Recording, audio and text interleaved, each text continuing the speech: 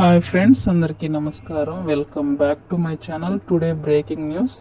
అచ్యుతాపురంలో జరిగిన భారీ పేలుడు, దాని వివరాల్లో మనం మాట్లాడుకుందాం. వీడియోని స్కిప్ చేయకుండా చివరి వరకు చూడండి.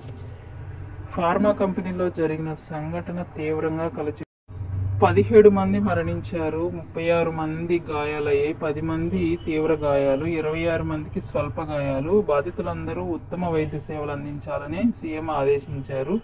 మృతుల కుటుంబాలకు ₹1 కోటి అందించాలని సీఎం ఆదేశించారు. అలాగే తీవ్ర గాయాలైన వారికి 50 లక్షలు, స్వల్ప గాయాలైన వాళ్ళకి 25 లక్షల చొప్పున పరిహారం చెల్లించాలని, భవిష్యత్తులో ఇలాంటి ఘటనలు పునరావృతం కాకుండా చర్యలు తీసుకుంటామని, బాధితులు అన్ని విధాలుగా ఆదుకుంటామని సీఎం చంద్రబాబు నాయుడు గారు తెలియజేశారు.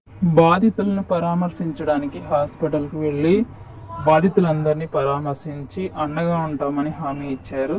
So hats off CM.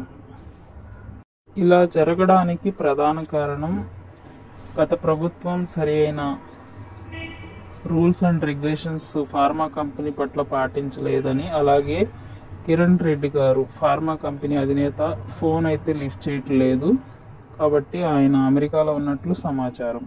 Thank you.